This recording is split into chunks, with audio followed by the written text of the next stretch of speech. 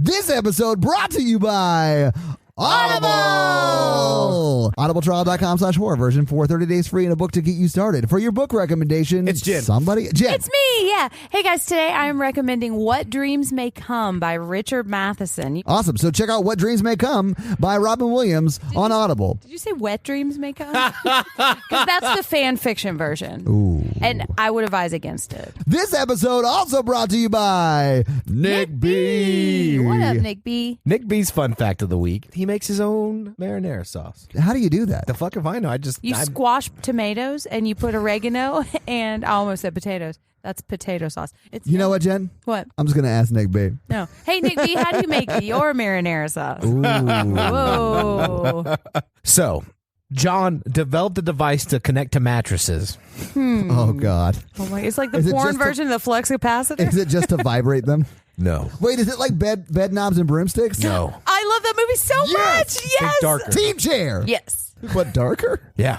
Oh. It sucks in people like Johnny Depp in this movie. Like blenders? Yeah, but what they needed is stuff to come out. So what he had to do, John went back in time to a mattress distributor. Right. Okay. To connect these devices. They're time travel portal devices on the mattresses. So it's like Stargate, but for beds? Yes. Nice. And he attached the devices onto these random beds to kill people. What? Well, what he would do was... He would open up portals to blender dimensions? No, it's worse. It's worse than that? Yeah. How is it worse? I don't know. He's got a warehouse in 2019. Okay, this is where the portals go. Okay. Right. Okay, so the right. portals bring you to now. Yeah, but he had to send this episode brought to you by Michael Uh-oh. to the Red Cross Why? to steal the blood. To put in the beds? Yes. Oh. So What? Why? Because one, blood storages, John gets off on that. Oh, yeah. He's super into it. That's Yeah. really... And two, when those young people get sucked into their mattresses, something has to come out from the future. Oh, so it doesn't kill them. He's just planting the blood there so it looks like they've been killed. It's a bloodbed booby trap? It is. It's a bloodbed booby trap. It's a bloodbed booby trap diversion. Oh. Yeah. Where do the people go? I'm glad you asked. He has them in a warehouse. They're making iPhones. What? John owns Foxconn? It's a subsidiary. Oh, that makes sense. Subsidiary? Subsidiary. Yeah, he owns John Co. John Co. Subsidiary. It's an evil corporation that he's corporation, using to John make money Co. to do nefarious plans. It's a part of the Shineheart Wig Corporation. Yeah. So Michael had to go. Michael had to go to the Red Cross, and he stole all the good blood. Cody Roy. This episode brought to you by Cody Roy. Cody Roy is one of his jobs. And this Bronco has the time continuum monitor. It's called a flux capacitor. He's not time traveling. He's got the wave monitor of the changes in the timeline. Okay. So he was like, "Oh fuck, something happened. These people are disappearing from the 80s." So is he right. like Rhonda out in Tremors, just watching with a bunch of clocks? Yeah, he's got shit to do. Yeah. Yeah. Exactly. Yeah. So he has Yeah, Jen, keep up. he lights his Roman candle, the special Roman candle that calls him. This episode brought to you by Matthew. Right. So Matthew parasails down on his umbrella. So anyway, Matthew's like, "Fuck, I got to go back in time." He does. He goes back in time and he sends Cody Roy to find out where these kids are, but they don't find them. But no, because they've been taken to the future, They've right? been taken to the future To make iPhones. Yeah. See, I pay attention, Jen. John gets away with it this week. What? Yeah.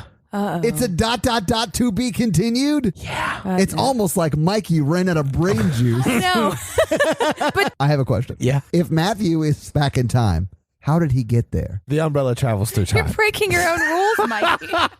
It's established that the umbrella travels through time. We've already established that in previous episodes. I don't think we have. Oh, no, fuck, we have. Yeah, you're right. Holy shit.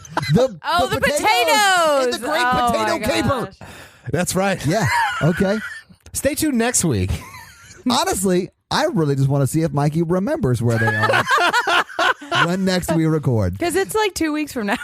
This episode also brought to you by Rebecca. Hey, Rebecca. Hey, Rebecca. Who How wants you eye doing? contact? It's always me. But it's I like to offer. Oh, okay. Yeah, you That's do. how he that's part of his process, Todd. It So is. Christmas is coming up. Oh, it is. Hey, Rebecca. Hey, Rebecca? Rebecca. Hey, Rebecca. Hey, Woo! Rebecca. I love how we fucking shit on each other whenever we misspeak. It rarely makes the episode, but it makes my day. We just twirl our mustaches and like jump on.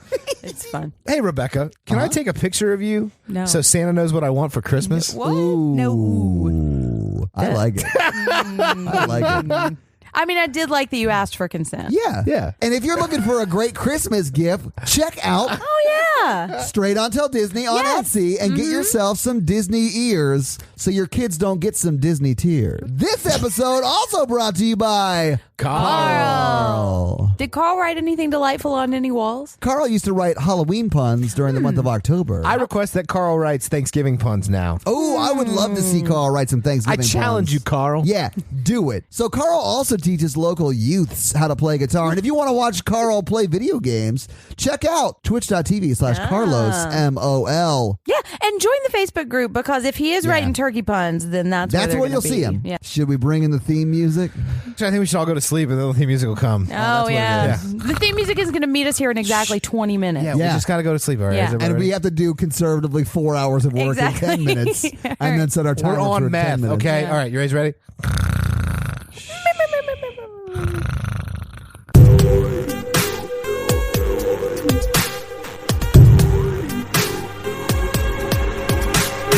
My toilet got stopped up for the first time I've lived in this condo.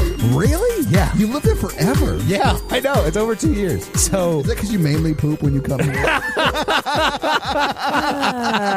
to the Horror Virgin, everybody. tell my story. I'm Jen. I'm Mikey. And I'm your horror virgin Todd, which means I don't like scary movies, and you guys make me watch them. And this week, you guys made me watch the 1984 Johnny Depp, Wes Craven masterpiece slasher, A Nightmare on Elm Street. You already said Nailed it. God. All right, have you guys seen this movie before? I have, yeah. Nice. It's been a while. Yeah, I haven't seen it in a while either. Okay, I mean, I've never seen it. It's obviously very, very old. When do you think you first saw it? I don't remember the first time I saw this. So, Mikey, do you know when you first saw this movie? No, like when I was like a kid or something. Oh, okay. So it's like one of those you've grown up with. Yeah, I don't remember the first time I watched it. It must have been probably when I was in college, I think. Oh, wow. Okay. Yeah. That's pretty late. I mean, since it's been out pretty much your entire life. It's, Mine was probably middle school or high school, but I remember the I've seen the sequels a lot more. Okay. Because they're dumber and like sillier and goofier. I've heard that about a lot of movie franchises. Like they get more and more silly the more and more they go on. Yeah, like Fast and the Furious. Family. I just wrote a Fast and Furious script. Uh-huh. I got the first 30 pages We right forgot there. the part where they drive out of an airplane or something. All right, so what did you guys think about it when you first saw it? Like, was it a movie you've liked and you wanted to go back and watch again? Or is it like one you saw and you forgot about? I don't remember. Yeah. You forgot about it. It's one of those that, like, it's a classic slasher, and I love slashers. And I remember thinking it was a little silly the first time I watched it, and that I liked, like, Jason more. But I It is liked silly. it. Like, Jason's a little tongue-in-cheek. You mean Freddy? Shit. Yeah, it is a little silly. Like, Freddy's a little tongue-in-cheek. Or tongue and phone. Ooh, gross. But yeah, I liked it a lot more tonight when I watched it. Yeah. I think I liked it the most that I've ever liked. And I know you like Nancy as a final girl I do, because I like she's on the Nancy. shirt you're wearing right now. Yeah. Hey guys, if you want your very own Final Girl shirt, go Check out the merch store. yeah. www.horrorvirgin.com. Designed by Jen Ferrato. Oh yeah. I mean, she just told me what to put in Photoshop, and I made it, but it was super. It was a her design. collaboration. The last time that I watched this, I wasn't really paying attention to horror and like the elements, and I didn't really know much about Final Girls and like horror theory, and so I didn't pick up a lot of the stuff that makes me really like this movie. Okay. So I saw a lot more of that tonight. Yeah, I mean, I'll say she is a go get 'em final girl. I really liked it. Yeah. Like Jen, this is the first time I think I've really appreciated it. Yeah. I still hated the ending. Yeah, so I feel the same way. Like, Because I think she's a great final girl, but the ending kind of undercuts that. yeah, I get why she's one of the final girls, Yeah. right? Because she's like sort of badass, especially at the very end. Yeah. And on No Sleep, she's like going after the murderer, right? So that's Yeah. kind of cool. But the end it sucks. And I actually wrote a blog about the evolution of Final Girls through movies, and she's kind of in the middle. But there are things that I really like about the ending, and we'll get there we'll talk about it when we get there. But yeah, the ending Is it that the is not my convertible favorite. top is Freddy's shirt? I I missed that. No, you didn't. No, I didn't. No, I mean, we'll talk about it. There are things that I really like about Nancy specifically and the ending of this movie. Mikey's over here like, it was? So let's get into this fucking movie, guys. All right. So we start with a little play that I'm going to reenact for you guys because the opening credits start. And if you've seen the movie, you know that it does not take up the full screen. And so Todd says... Oh, shit, I forgot about this part. Does it get... I don't know if I want this to be on the podcast. So we've got Freddy's like making his glove in like a window on the screen. Yeah, it's like picture in picture. Like it's Really Todd. small. It's dumb. Yeah. Todd, does it get bigger than this? Because I am not doing this. Mikey.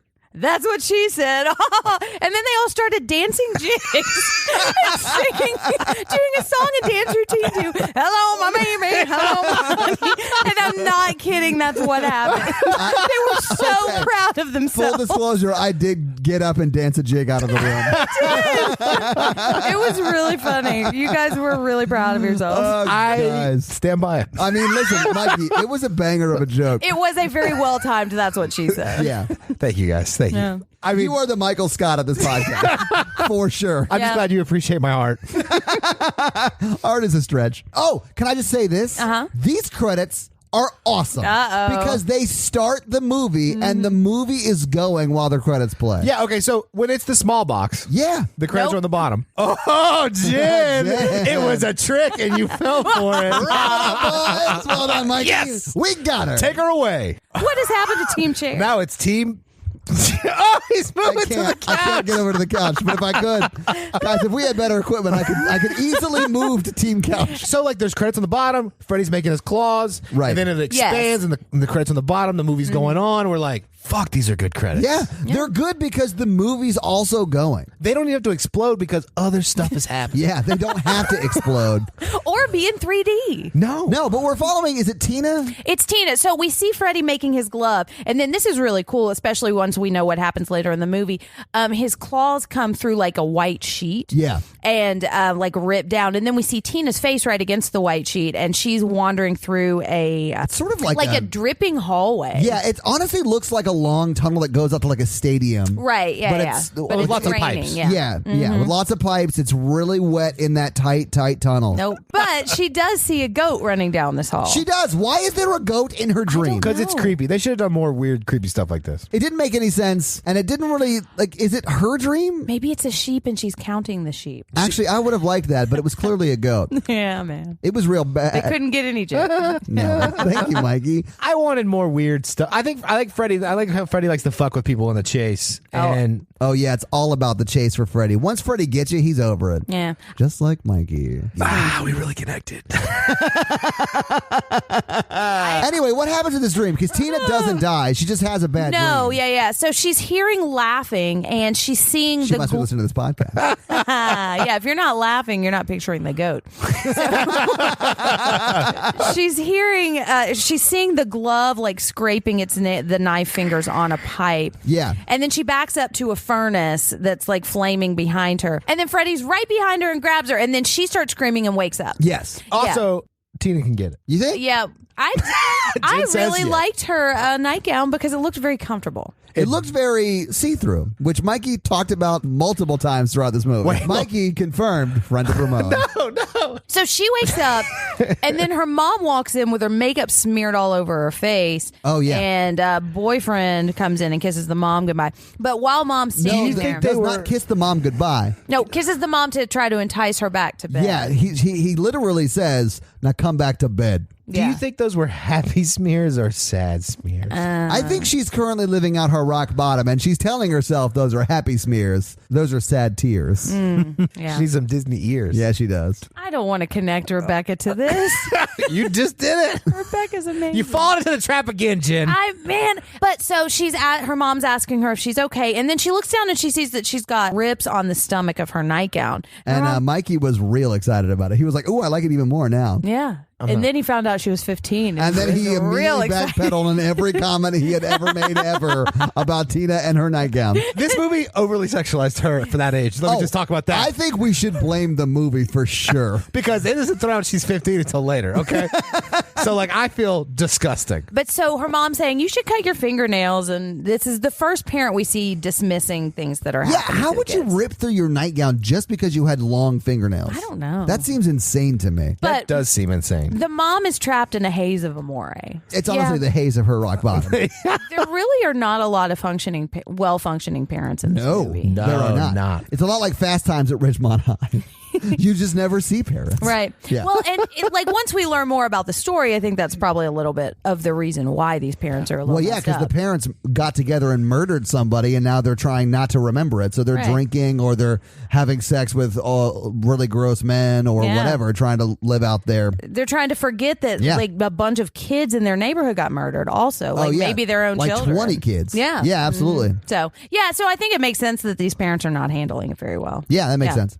So anyway, she wakes up. They go to school, right? The next time you see them, they're like on their way to school, right? Yep. We see Johnny Depp pulling up in his red convertible. Right. And Tina and Nancy are there. And so we meet Johnny Depp, whose name in the movie is Glenn. Right. And we meet Heather Langenkamp, who I love, and her name is Nancy. Yeah, Nancy was cool. So they're walking in towards school, right? Yeah. And then Tina's like, wait, I had a serious nightmare. Did you guys have nightmares? And then they're like, Right. what are you talking about? Tina becomes the nightmare cops. Although Nancy does say that she had a nightmare too at this point. Can I sing Dream Police? And like Johnny Depp's like, women. I don't know. His character sucked. But Tina was That like, was word for word his dialogue, too. Yeah. Guys, this is just what Russ Craven writes. Wow. Wes Craven. Wes Craven wiped his dialogue. All right. But so Johnny Depp is saying that when you're having a dream, don't you know, you just tell yourself you're having a dream and then you wake right up. It's Don't simple. mansplain dreams, Johnny Depp. Exactly. Yeah. No. But can you guys do that in your dreams? No, I don't really remember my dreams. I've had Really? a few lucid dreams. So as they're walking in, Rob comes up behind Tina and sort of like grabs her from behind or whatever, which he does quite often. Yeah, he does. I don't like him. And says, I woke up with a boner this morning and it had your name on it. No, he said Yeah. hard on. This is pre-boner. Yeah, Boner was on Doogie Howser. Excuse me. No, growing pains? Boner does not come around till later in the 80s, I guess. My bad. She's like, I had a hard on and it was your name on it. And she's like, it couldn't fit 4 letters, Rob. Oh, yeah, that was funny.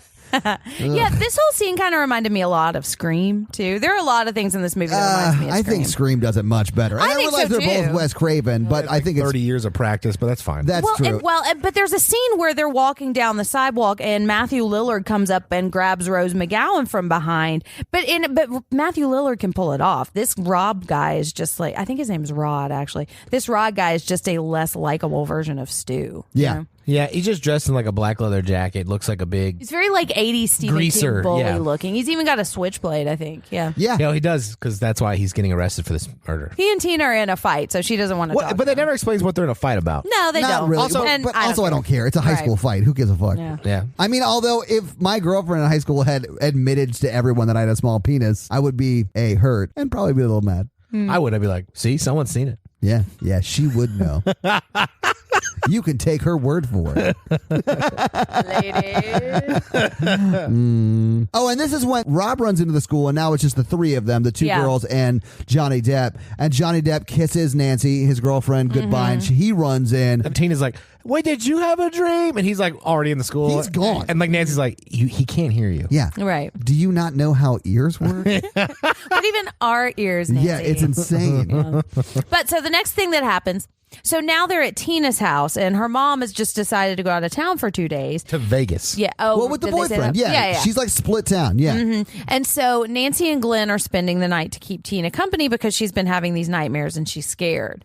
And Glenn has this sound effects tape that he's going to use to call his parents and make them think that he's not shacking up at some girl's house. Because his cousin lives by the airport, so he like plays airport sound effects and calls his mom. Yeah. And it goes great for like 10 seconds, and then Right. shit hits the fan with like a car crash. And, like a Police motorcycle. are- there's a machine gun and an explosion. Right, It's right. hilarious. He's like, I'm calling the police. I'm calling the police. It is pretty funny. Yeah. But you got to preview your sound effects. Yeah, you got to cue those up. That's You gotta parent make lying sure- call yeah. 101. Yeah. Come on, Johnny Depp. But this was his first movie, so. This is his very first movie. Yeah, he was introducing Wow. Johnny Depp in the credits. It reminded me of the Talk Boy from Home Alone 2, but whatever, man. You know what I'm talking about? Yeah. Yeah. So anyway, Johnny Depp is like, cool. 2 hot chicks one little me. Yeah. I'm gonna find One myself. cassette of sound Yeah, effects. listen, we're gonna. It's about to get weird. It's gonna get sweet threesome amore time, and then they hear something outside. You see his hopes dash in the next 5 minutes. Yeah. He goes from about to have sex with two attractive high schoolers, and he's in high school. That's appropriate. He goes from that to getting a knife pulled on him in like 30 seconds. But before that happens, they're talking about how they've dreamed about the same person. Right. It's that Johnny Depp has it. It's the two girls. Well, Talking but about the knife fingers. They're talking about it, and his head goes "Rrr," when he hears that she's. So I think it implies that maybe he has. He doesn't confirm it, but I got that feeling too. But well, he you doesn't confirm it. don't want to bring the mood down. No. If you're trying to hook up. Yeah, he's like, guys, let's not talk about that. Let's talk about nightmares. Let's sweet, talk about sweet man meat. Don't talk about his sweater. Talk about my sweater. Now, this part of the scene, you do see a person walk by the door in the back. Yeah, it's Rob or Rod or it's It's scary. Yeah. So now Johnny Depp, like Todd was saying, is going out and he's gonna punch some ugly lights out, whoever you are. Oh my God. And like, listen, Johnny Depp is probably 5'8" and weighs about 110 pounds in this movie. Yeah, he has He's not gonna 21 punch Jump Street yet. anybody out. No, he's not. No. But he's wandering around calling for the cat too, and then surprise, it's Rob, and he jumps out and scares another person in this movie. Well, Johnny. He tackles Johnny Depp. Yeah, not cool. And he's got a switchblade. And so Well, he's no, he doesn't pull the switchblade until he Johnny's doesn't? like, I mean, they're all joking around, and then Johnny makes a joke at Rob's expense, and then Rob goes from ha ha ha to about to stab him. yeah, he pulls the Right. switchblade on him pretty It's quick. insane. Well, and we get the sense that Rod is not really in this friend group. Rod is just hooking Banging up with Tina. That's not true, though, Exactly. because they have a picture of all of them together That's true. that she looks at Maybe later on. I don't know. I think that was a hallucination. I don't know. I don't like Rod. Anyways, I don't like him Rod either. I mean, he's a horrible shitbag of a dude. And then he Yeah. just picks Tina up and drags her in the house. right. And then now, Johnny Depp's like, let's make out. And she's like, we're here for Tina. right. And then, She's like- about to get assaulted. Although she did give consent. It was consensual, but Yeah. it was a little weird. It's kind of a dick move on Tina's part, too. Like, Yeah. hey, I'm afraid of having a dream, so please come over here and listen to me having loud sex with my boyfriend so I don't have a dream that scares me. It's a power move, Mikey. It is a power Yeah. move. Yeah. And definitely don't sleep in the same bed because I'm the only one who gets to have sex tonight. That's not Tina's fault. that's true. That's Nancy's fault. Because the And next that's scene shitty. cuts to Johnny Depp downstairs on the couch, Yeah. listening to Tina and Rod have sex. Go at it, man. Yeah. They're both really They having both a good time. finish. Yeah. So, yeah, go for it. But be safe. And make a tape. Make a cassette tape. This it was it was the 80s, Yeah. guys. This was the inspiration for the Sex Sounds podcast.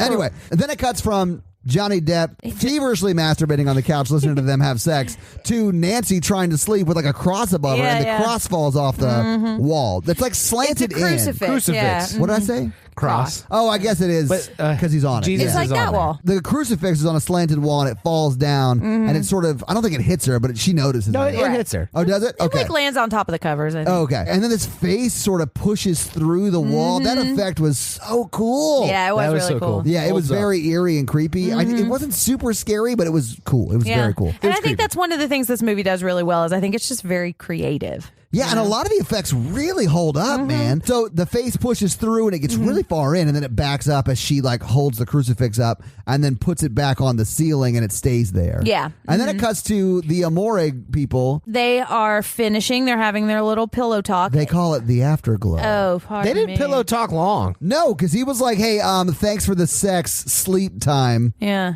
Well, but at first he says that he had the scary dream too. Yes. Oh, Yeah. But Yeah. now it's sleep time. Oh, no, because he goes, men can have nightmares too. Yeah. Hey, yeah, And they can. He gets mad at it and rolls over and goes to sleep. Yeah. So, and this is kind of cutting back and forth, but Tina hears a noise and she goes up to the window, and then a rock hits the window right in front of her and like It's cracks it. embedded in, doesn't it? Yeah. It gets like stuck in the window. Well, Yeah. she's in a dream now. Yeah, absolutely. Yeah, but we're not quite sure about that yet. But yeah, I think But she is. But, But you're you are right. because the rock's embedded in the window. Right, that probably wouldn't happen. When I throw rocks, they are thrown so hard that they do embed themselves at anything I throw the rock at. Well, when I throw rocks, the whole window breaks. Because I'm Are a you sure you man. didn't just trip and fall into the window? I was holding a rock.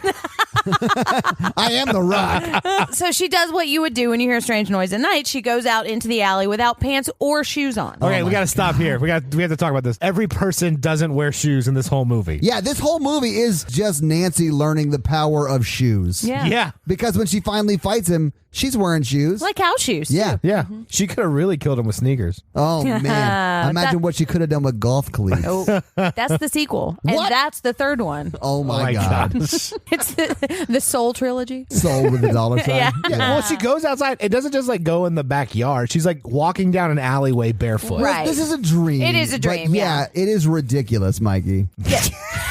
But she's walking down an alley and she sees Freddie, and this is the first time we've seen him. He's got like really burned face, and he's got a red and green striped And sweater. he's doing his best Creed arms wide open impression. Yes, he is. He's got like big arms. So he's arms wide opening down the alley. His arms wide open. Oh my God, I'm in a nightmare. Yeah, you are, Mikey. All right, but his arms are like as long as his body, and they're scraping both sides of the alley. And I really like this part. I thought it was too. cool. Yeah, Yeah. it looks really cool. And just eerie and creepy. Yeah. And so he starts to chase her. And when he starts to chase her, I really liked this too because his arms are normal size and he's just like waving them in the air. Yeah. Did you notice He's that? running like a psychopath. Right, and it looks a little bit goofy, but he's so creepy It's looking. real that creepy. It Yeah. is very creepy. The teacher from Urban Legend does a great job in this movie. Oh, yeah. Did you recognize him I as the did. teacher from Urban Legend? Yeah. It's the first time I ever saw him in anything. He'll That's always what be Todd knows Robert Englund from. He'll always be the professor from Urban Legend for me. Yeah. He runs like pedophile Golem. How does pedophile Golem run? Like my precious. Well, on that note. And so he starts to chase her, and so he's behind her, and then all of a sudden he's right in front of her. Yeah. And then he's just kind of leaning against a tree, cutting his fingers off, and it's squirting like green goo. That was so dumb. Like he like Hey, look at this. And then he cuts his he fingers off. just shows a magic trick. It's so weird. It was like she went to House of Cards in her dream. Yeah. I mean, everybody likes magic, you know? Everyone does like magic. Yeah. Anyway, there A was trick is something a whore does for money, Todd. It's an Anyway, illusion. There's a really cool part in this little montage, though, when she runs back to the house and he jumps out from behind that really skinny tree. It's such a cool effect that was probably very difficult to do in 1984. Because I didn't notice it. Did you not notice him behind the tree? No, you until can't he's- see No, him because until it's he's really on- skinny. Yeah, and it's super. It's like a An illusion. yeah. If you're not looking for it, you might have missed it. But if you watch it, it's very, very cool. But you say that often. It's something you.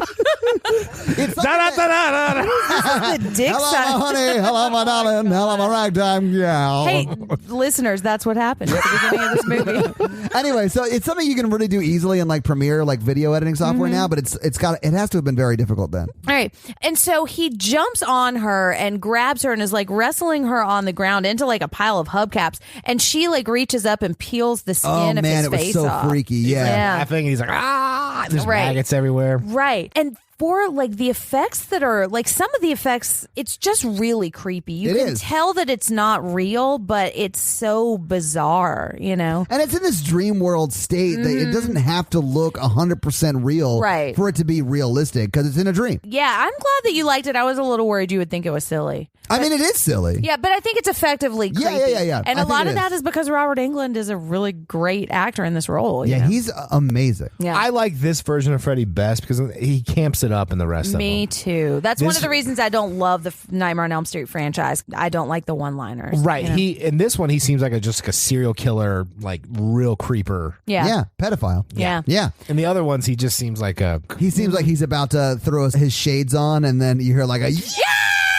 like you Right. could literally be describing any of the movies. Except the first one. Okay, and so then Tina starts to scream and like roll around in the bed, and Rod wakes up and it's like, what the fuck is going on? And then you see her skin get split open with those 4 claws, just like her nightgown got split open. I mean, the next razor day. blades, yeah. Yeah. And then she like lifts up in the air and she's like wrestling Man, with an it is- invisible person. Yeah, it's really impressive. It is. It holds And- up. And then she like swings around and knocks Rob in the head with her head. Yeah. And then she gets thrown into the corner and she like inches up the wall, like blood all over her, and she's screaming, and we can't see anything but her, and it's really terrifying. This scene is done so well. I mean, because they're spinning the room. Clearly, it's so cool. Yeah, Yeah. it's awesome. And she's like at the over the bed and like reaching for him, and then she just falls on the bed and then bounces onto the floor and she's dead. And he gets splashed with blood. yeah. This is my second favorite death in any horror movie. Wow. Really? Yeah. In any horror It's a movie? pretty good death though. It is. And it's so creative. you know? Yeah, and I bet it was very, very visually amazing, especially in 84. It's still amazing now. Because it still looks good, yeah. They had the door locked. And so Nancy's outside. She's like, what is going on in there? And then Johnny Depp breaks the door down. Yeah, which I'm surprised about because he is About $1.25. Nancy loosened it for him first. That's We what just it couldn't was. see it because it was on the other side of the door. That's what That it makes was. sense. So she gets in there, bloody mess in the corner. That's Tina. And then Rod has jumped out the window. Yes. There's a rod-shaped hole in the wall. Yeah, but I mean, he that's what I does would have do. a knife. He pulled it on somebody earlier, and now his girlfriend's got stab wounds. And he doesn't know who killed her, and that person might be right behind him right now, too. Well, That's no, fair. I mean, he saw her die to an invisible monster, so he's probably Right. freaked out. Exactly. I think he has a right to be freaked But he out. also was like, I'm going down for this. Right. Oh, yeah. Well, and so now they're at the police station, and we find out that Nancy's dad is the sheriff Yes. of the town. And her parents are separated. Yes. I thought they separated because her acting was terrible. I don't think she's that bad. I do. So her dad is justifiably upset that she was spending the night with two boys in the house when she Yeah. was 15, with no parents also. And what was the mom thinking, agreeing for that? And so the dad is saying, well, we know who killed her. It was Rod Lane. He's the murderer. And the mom's like, well, maybe you don't think murder is serious. And then Nancy's telling them that they were always fighting, and she doesn't think that it was Rod, it was somebody else, and that she believes that Rod isn't the one who did it. Yeah, they were always fighting, but they didn't fight this seriously. Right, right. And then her dad's like, I took a statement from Johnny Depp, and he said he pulled a switchblade on him that night. Yeah. Oh, that did happen, but they didn't have a serious fight. Right. But she's also saying Tina was afraid this was going to happen because she told me that she'd had a nightmare the night before, too. Which makes me just think that she was just afraid of him. Like if you're a sheriff hearing that, like, she told me this is going to happen. She had a nightmare. I'm like, oh, Yeah, okay. she wants him to come over, but she wants people to be there, too, and just Right, in case something right, happened. And right. she did specifically ask them to stay. Exactly. It doesn't look Yeah. good for old Rod. No, it doesn't. No, And it does not. I mean, if I was a cop, I'd be like, this is an open and shut case, boys. He did it. Yeah. Wrap it up. So it's the next morning, and Nancy wants to go to school, but the mom is giving her a perfect out and saying, why don't you just stay here and sleep? And she probably wants to go to school because she's afraid she might fall asleep. Sure. She just hangs Right. around her house. And all she's day. been having bad dreams. Like, at this point, I don't think they know. Like, Well, no, Nathan the doesn't mom- know what's going on, but, like, she doesn't want to have any more bad dreams. Plus, she just watched her friend die. Maybe not watched, Yeah. but walked in on her friend dead in a room. But her mom doesn't even list that as a reason for her not to go to school. It was like, it was something ridiculous. And I was like, let her stay home. She just saw someone get murdered. Absolutely. But so she starts walking to school, and there's a weird guy watching her. And then suddenly she gets grabbed from behind by Rod. Third time that he has grabbed someone from out of the blue. He's got a habit of doing this. Yeah, he's in this movie for like 20 minutes. He's already grabbed 4 people. Yeah. Can I pause for a second? Yeah. Who was that dude? I think that was an FBI person. As It was an part of undercover this- cop watching the her? sting operation. Yeah. Because she's like, Dad, you used me as bait. Right. Yeah. Okay. So Nancy is asking Rod if he did it, and he's saying no, there was someone else there. And then surprise, her dad was there, and it was a sting operation the whole time. But Nancy didn't know about it, and the dad used his daughter as bait to catch someone who just murdered a high schooler the night before. Not technically. I don't think he used her as bait. I just think he saw her walking to school and said, hey, I mean, Rod might come after her. I Yeah, might want to that's stay what I close to think. her and see what happens. Because he's not talking to the mom. Yeah, and I also think he was just watching over his daughter. Yeah. I don't think he's a bad dude. I think he means well. He definitely does. Anyway, so he tries to shoot Rod. Yeah. But Nancy gets in the way, so so he can't. He's like, oh, Nancy. And then Rod runs down the street barefoot. So Yeah. this movie's scary, not because of Freddy, but because I was afraid someone was going to stub their toe Yeah. so many times. Step on a nail. How many times do the actors have to like go back to their trailer with like foot injuries? Yeah, right? I honestly think Quentin Tarantino watched this movie growing up and he was like, ooh, all those feet. This He is just- what I want movies to Yeah. be. Well, fun fact, Tina actually had one of her feet amputated because it got infected on the scene. What? That's not true. I hate you so much. Holy shit.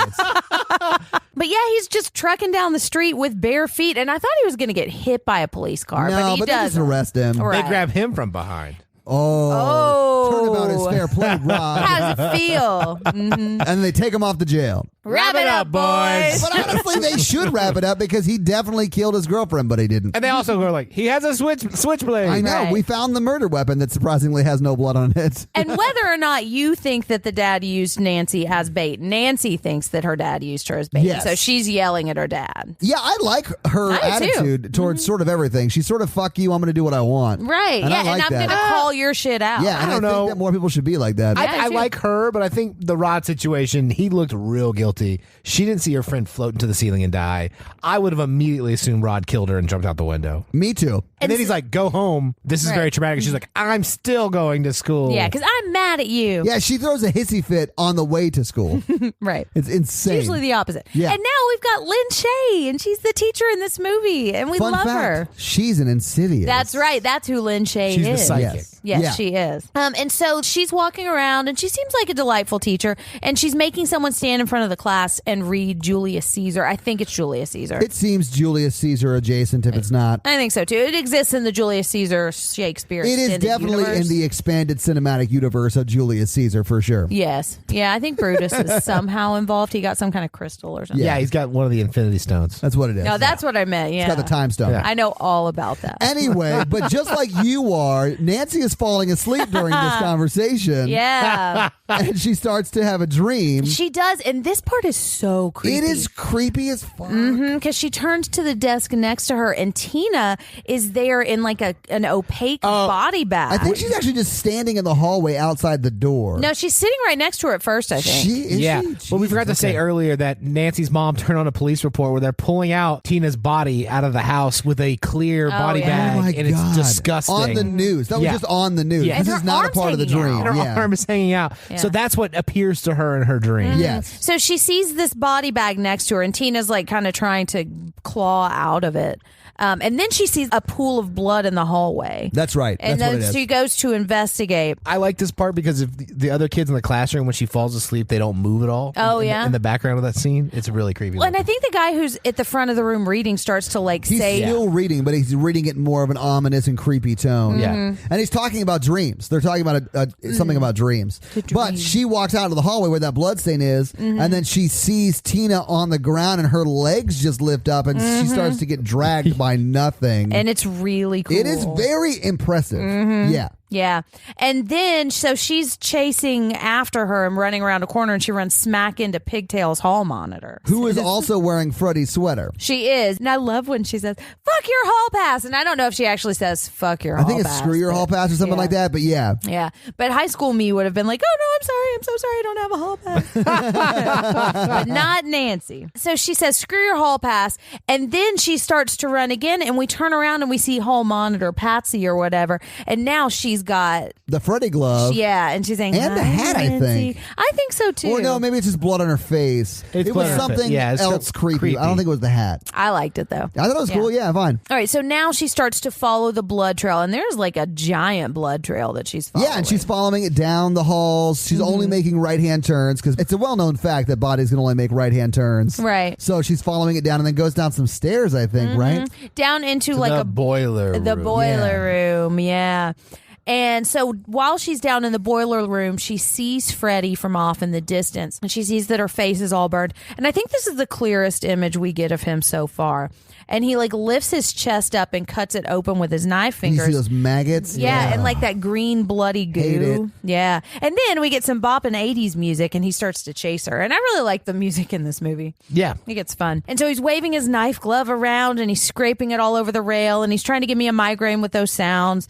And then she backs up into a corner, and she's trapped, and he's just slowly coming, like doing his little finger dance, walking towards her. Because He's really enjoying that he's into the chase, chase, man. yeah. He loves the Just chase. like Mikey. Yeah. So just like Mikey, she They- disappears right in front of his eyes. Just like with Mikey, she burned herself to wake up and get away from him. Yeah, so she slams her hand on a hot pipe, or her arm on a hot pipe, and the Yeah, burn she is what did. wakes her up. Yeah.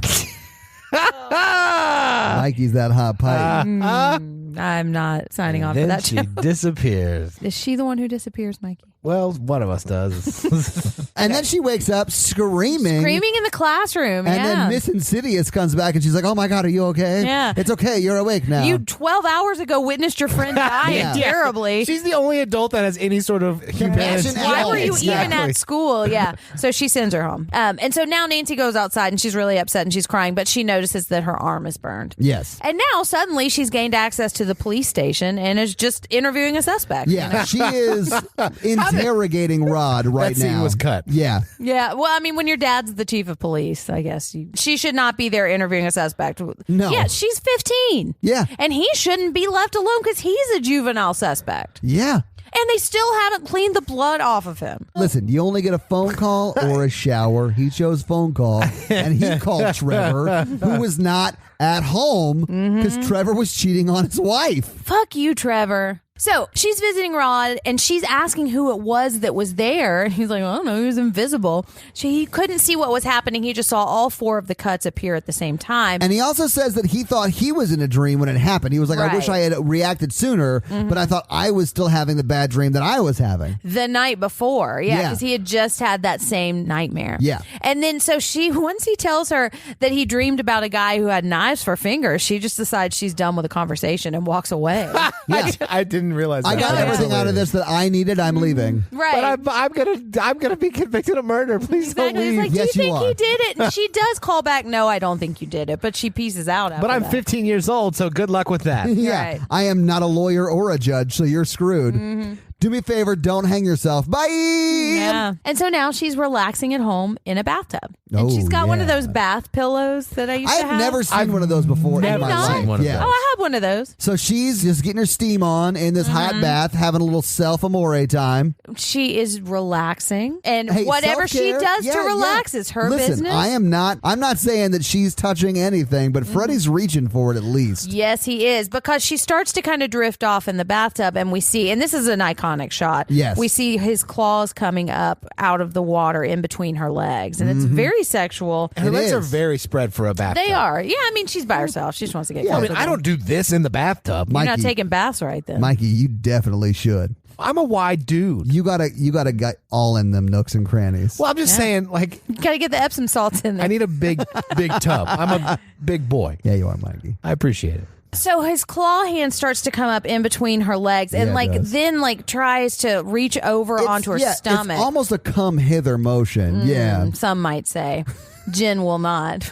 Mikey's face is so confused right now. You want to really trim up those knives. Oh, if you're gonna go for Yes. Yeah, that. you Hey, definitely gotta trim up those Trim knives. your nails, guys. Yeah. Here's a tip. You like? Nope. I don't. You know, Mikey, we don't need no tips. We don't need no tips, baby. We don't need no tips. But she So- starts to wake up. Because the mom knocks on the door and is Yes. like, Nancy, don't fall asleep in the bathtub. Right, because that's you'll what she drown. says. Yeah. Don't lock the door if you're taking a bath either. But what? But as she stands up, or as she wakes up, the hand gets like pulled back into the It tub. does, yeah. And so she doesn't see it, yeah. And her Right. mom, like my mom used to tell me all the time, don't fall asleep in the bathtub because you'll drown. Okay, so mom goes away, And she gets back to self-amore. meaning she falls asleep, My which bad. sometimes Yeah. is just the best pleasure of all. Anyway, so she falls asleep again, and then she gets dragged down underneath into the bathtub. Yeah, it's really impressive. Like this shot is very, very cool. It's very cool. Because we see her underwater and we don't exactly see what's grabbing her, but we keep seeing her hands reaching up and trying to pull herself back out. And she's screaming, and her mom's hearing and trying to come in and like coat hanger open the door. And then Nancy somehow gets out and just steps out. Yeah. Just right when the mom opens the door. Well, by the time the mom opens the door, she's out of the tub. She has a towel around herself. Right. Yeah. Yeah. And then the mom gets her a bathrobe, and they, she's like, I'm so sorry. I just slipped and whatever. Right. She like completely downplays it, which I'm not quite sure why she does, but I think know. it's just because she was in this dream state. Maybe she was like half asleep, half awake. and- Right. And your mom's terrible. yeah. She is an alcoholic. Like she has alcohol like stashed throughout the entire house. Yeah. Yeah, and she's the only adult. Just put it in a cabinet. Yeah.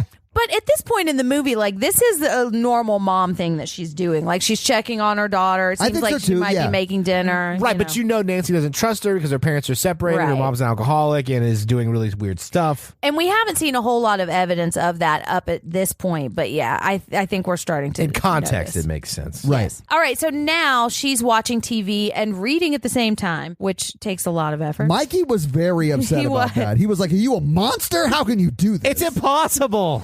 But later in the movie, Johnny Depp is listening to music while he's watching TV. Yeah. Why would you ever do that? I don't know. Watch MTV. Back then, they showed music. It was both at the same time. Exactly. It's the 80s version of second screening. So now she's kind of drifting off, but Glenn comes through her window right now. And this reminded me a lot of Scream also. So Glenn is there, and he's being real, like, jerky. Barefooted. Okay, he's Oh, yeah, barefooted. yeah. He He's is like, barefoot. Yeah. I just climbed up this rose trellis barefooted. It's Let me insane. in. Yeah, you know Nancy. how hard it is to stand on a rose trellis barefoot? So I go, his feet had to be disgusting. So he sits in the chair bleeding. and he crosses his feet. They're disgusting. Yeah, they are disgusting. Just put shoes on. Put shoes on because she doesn't want your dirty, bloody feet prints. I don't want your dirty, bloody feet prints. Right. I did it for you, Nance. Can't you see? I didn't want you to do this. I footprinted you every day for a year. Oh, my God. Things have gone crazy. This is what happens when we don't sleep. I know. We It's never appropriate. would have been able to kill Freddy. Oh, my God. It is appropriate that we did this one when we had zero sleep. It really is, yeah. So he's like power footing himself all over her bedroom and then says, hey, I heard you freaked out in English class today. Not, hey, your best friend got murdered like 24 hours ago. Are you upset about it? Also, I was there. Maybe I could be upset about it. Exactly. Yeah. I'm working through things in a very weird way. Yeah. He's just trying to walk his feelings out. Nancy's like, you got to stand guard for me when Yeah. I'm asleep. And he's like, I don't know, Nancy. Okay, so she does ask him to stay awake and watch her sleep, and if it looks like she's having a nightmare, wake her up. And he's like, whatever, man. Right. Yeah. Yeah, sure. I'll just sit with my nasty feet on this rocking chair next to your bed. Yeah. So she goes to sleep, and so does he, and she has another dream. And she starts walking outside, no shoes on. And then she walks through the mud. Yeah. And Just straight up a mud puddle, and This she is when walks she walks through the glass, too. Yes. Yeah. But before she gets to the glass, I like that she's walking and she's like, Glenn, are you still watching me? And he just like pokes out from behind a tree and says, yeah, I'm still watching you. Go ahead. Which is definitely a dream for her. Like, he's Exactly. still asleep. Because he's not watching her. Yeah. No. So she's walking past a window with broken glass, and then she goes to a window with bars on it, and I couldn't tell what it was at first, but it's the outside window of the cell that Rod is in. And she sees. Well, it says the 5th precinct. It's the jail. Yeah. Yeah, I think I missed that sign. But yeah, so she's at the jail. So this is when Freddy comes into the jail cell, and you see him do what Terminator 2 does in 5 years from now. Yeah. I'm not saying that John Connor ripped off this movie, but he ripped off this movie. I think it's Well, he 8 doesn't. years. The bars don't go through him. Terminator does it better. He Well, just kinda- Terminator 2 does everything better. Anyway, So he walks through the bars, and then Yes. he looks up at Nancy, and then he disappears, right? yeah, and like waves his little And then finger. Nancy starts yelling for Glenn, who's Johnny Depp, right? Right. Yeah. Yeah. And so then we see Tina outside the precinct again. Tina is in the body bag, and she has kind of zipped the face open a little bit, and she opens her mouth, and a centipede crawls out. This Yeah. part made me Todd gag. almost threw up. Literally almost threw That up. was maybe the most nervous I've ever been that you were going to throw I up. thought you were going to throw up. But- We also because- had some really bad Chinese food before we We watched the did. movie. We did have some bad Yeah. Chinese food. And the eels. It was the eels Yeah. that got me more than the centipede. Right, because but there's yeah. a bunch of eels It on cuts the back ground. to Nancy, then it cuts back to her, and it's just eels in a puddle on the ground. Fuck, that was gross. Oh, my God. Really gross, yeah. And now Freddy's right behind her and chasing her again. Yeah, she had to walk barefoot through the eel puddle. Yeah. And so she gets back into her house and closes the door and tries to go upstairs while Freddy's trying to kind of break down the door, but her feet are sinking through the stairs. Yeah, the marshmallow stairs. Right. Yeah. So she gets past the marshmallow stairs. Yes, she and does. gets back up into her room, right? And then her and Freddy start wrestling, and Johnny Depp is still just sitting in the rocking chair. Yeah. And they're like knocking into him. And they eventually do end up sort of like on the floor right there in front of him, like in Right. between his legs. And then the alarm starts to go off, and then she wakes up. The alarm clock. Yes. Yes, sorry. Yeah. And Freddy has slashed through the pillows. Yes. Instead of slashing through her. And so she wakes up and immediately gives Glenn a bunch of shit for falling asleep. Yeah, he had one job. Yeah. And he slept through it. And there's a theme in this movie of Nancy asking people for help and them constantly letting her down. Yeah. So now Nancy and Glenn are going to the police station. Yes. Yeah, and they're demanding to see Rod, and because they're high school students, of course, they It's just like let him on in. 2 a.m. too. Dude, I love the police officer who's like working the front desk. He's like, man, I took the night shift so I wouldn't have to have a busy. And she's like, let me see him. And he's Exactly. like, what the fuck? Right. His reaction to her is the best acting anyone does in this movie the whole time. My dad's a sheriff. Yeah, absolutely. And so we're starting to see Rod, who's asleep on his cot in his cell, and the sheet that he has it's moving around. Oh man, it's twisting up, and you guys made so many. Well, dick okay, jokes. so it looked like he was getting erect. It did at very first. And then once you see it move up by his neck, you're like, oh, he's not that big, right? Because you could definitely get 4 letters on that. Yeah. Also, that's insanely large if it can reach your neck. So, anyways, the sheet is starting to go around his neck, and he's starting to be like pulled up, and it's going to hang him. Yeah. I mean, you can tell what's going to happen. He starts to wake up as it happens. It's like cut between them trying to get back to see him and him getting hung. Yeah, Nancy's dad's come, and she's like, why are you working? He's like, there's an unsolved murder yesterday, and I'm the sheriff. You were there. So I have like a job to do? Yeah. Right. But she's like, Rod's going to die. So they like run to the jail cell. They're trying to unlock it. They see him hang himself, or he's hanging right there. Yeah. Well, and they come just a little bit too late because he's already dead. So they pull him down, they check his pulse. And they don't see him being hung. They just see him already have been hung. Yeah. Right. Yeah. And then they cut him down and lay him in Nancy's lap like you would do with they literally cut him down and take him over to Nancy's lap and set him there, and then they check the pulse. Yeah. They're like, Nancy, hold your friend. Yeah, he's dead. Yeah. Sorry about that. Hey, remember what happened to your friend last night? Yeah. Same thing happened to her boyfriend tonight. It's like that. Yeah. He definitely did it. Wrap it up, boys. Wrap it up. Open and shut case, boys. What do you think now, Nancy? He hung himself. Yeah. He's in your lap. Do you think he's guilty now? Jeez. Maybe next time you'll listen to your father. Yeah. They have some issues. You've given me a lot to think about. We'll show ourselves out. Hello, my baby. Hello, darling. Hello, ragtime gal. Ooh, all right.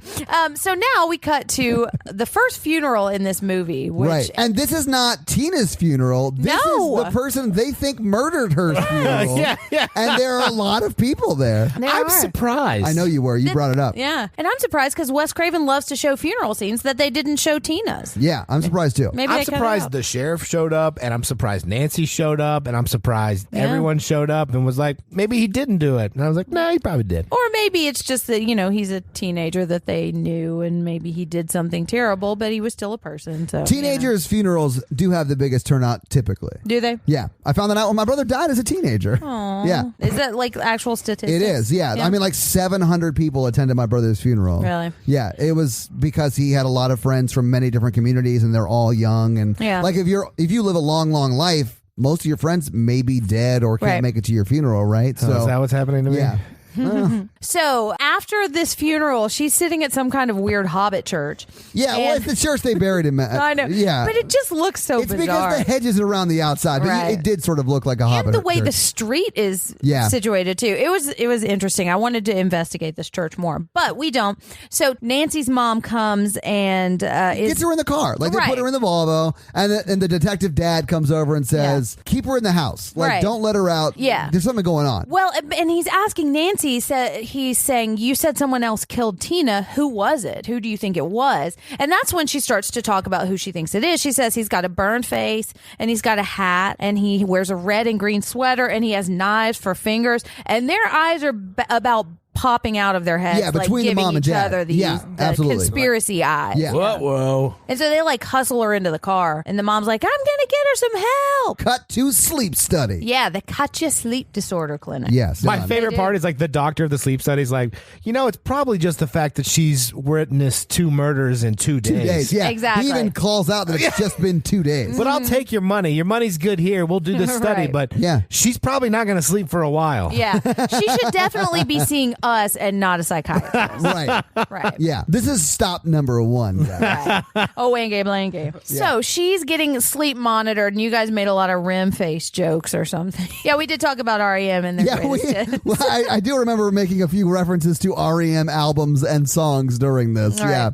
But he more or less gets her to go to sleep. Mm-hmm. He starts to talk about the display and how a 0.3 is a fine dream, but a 0.5 or higher is a scary dream, and then she goes way off the charts. Yeah, she does. And they have to go wake her up. 10, 20, 30. But they're talking about how dreams are mysteries, and he says they're like body hocus pocus, and that they still don't actually know what dreams are. Which is you don't want to hear from someone who's doing your sleep study. Exactly. Like, I have no idea what any of this does. Yeah. Right. Hey, we make up a lot of this shit as we go along. Exactly. Do you want to write me a check or like what's the deal? Right, yeah. You pay up front. But anyway, so they wake her up, but she has the hat with her. And she's got scratches on her arm. Yeah, so she pulls like off a legit magic trick. Illusion, excuse me. Yes. She scratched her own arm and she's like, did I? Or how did I get this? Ta-da! Right. Bunch of flowers. Oh, wait, no, it's a hat. Sorry. And it has, 1,000 pennies. so they have, she has his hat now. Right. In exactly. reality.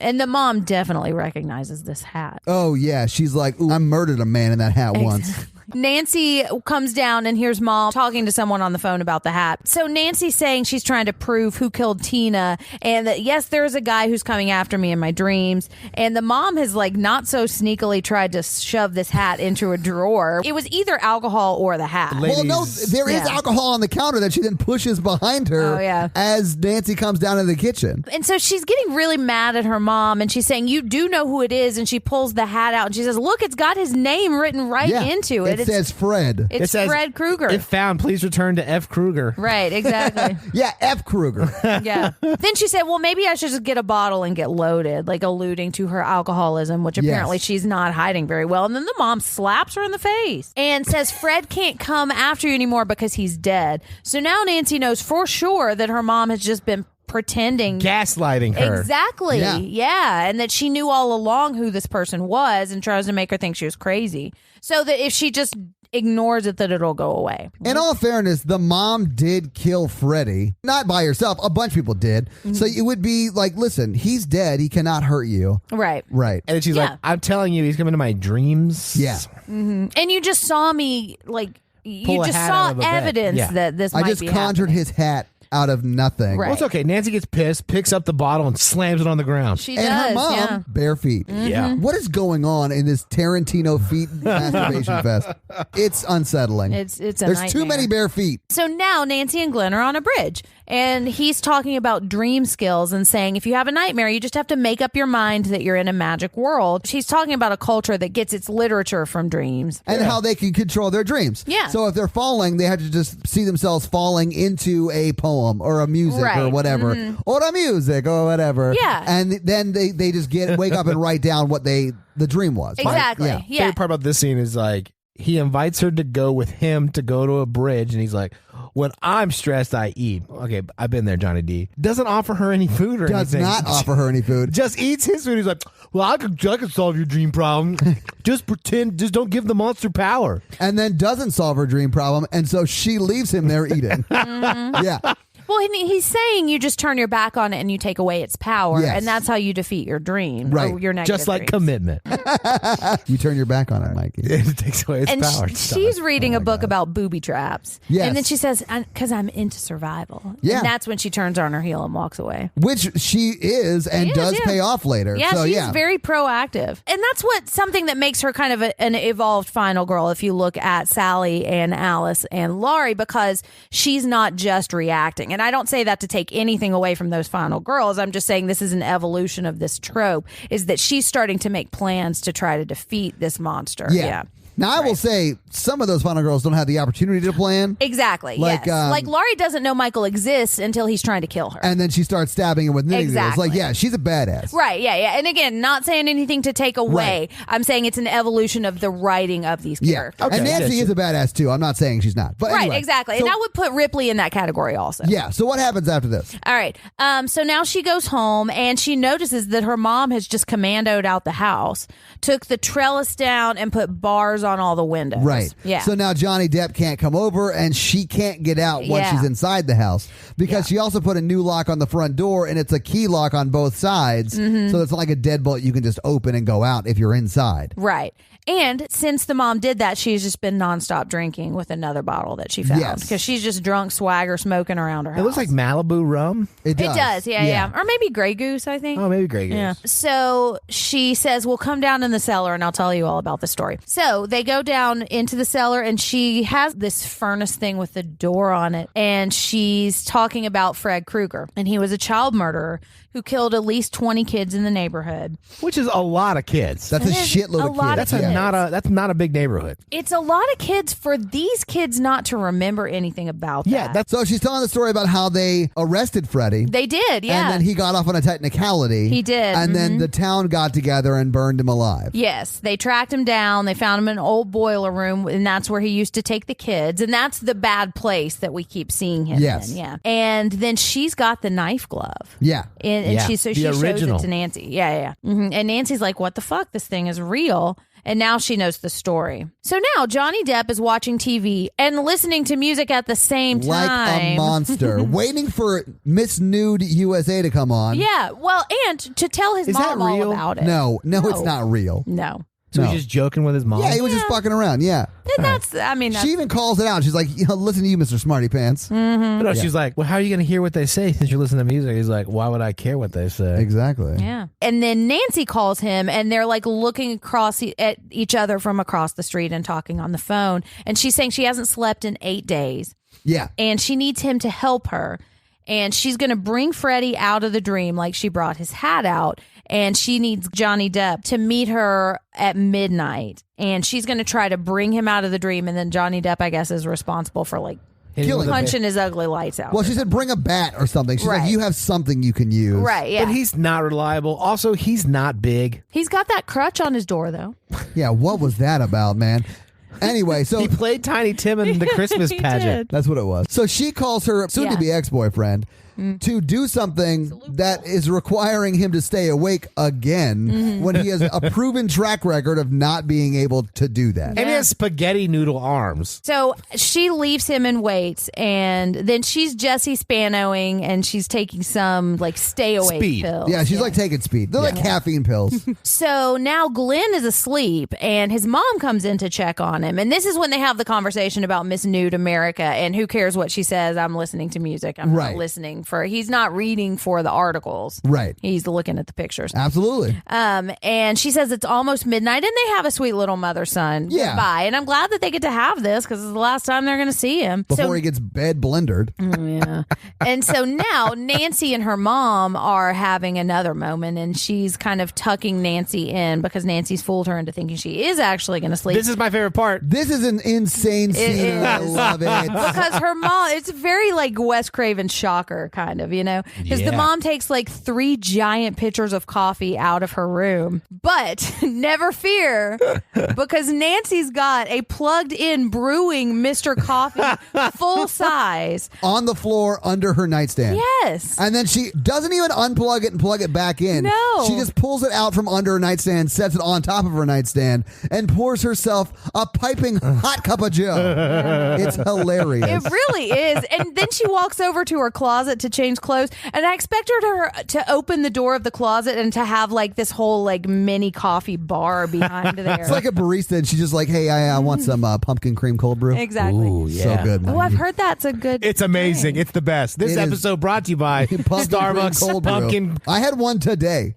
Pumpkin cream cold brew. And so she looks out the window, and she's seeing Glenn's parents standing out there, and Glenn's dad is just like grimacing Like and staring at her. Mm-hmm. Yeah. And she was changing. So Oh, I forgot about that. She gets a little naked right there, and he's staring at her, which is a creepier element on this. And then the wife's like, don't stare at that. Exactly. You're not supposed to be leering. What are you, a friend of Ramon? Yeah, right? And then she's like, I think she's crazy. I don't want her to see my son again. And the mom's like, no, the mom's just being cautious. Like, she lives there by herself. She just wants to protect her daughter. And kids are getting murdered right now. And so mom is secret drinking now. And Nancy calls Glenn again, and the mom answers. And did you guys ever call a significant other like real late, or know that one was going to be calling, and you like had to lay on top of the phone so that you could answer it immediately so that nobody in your house would hear it ringing? No, what you would do is you would call like a movie phone line, or like to get the weather or whatever, and just sit online with that automated service and wait for the call waiting to come through.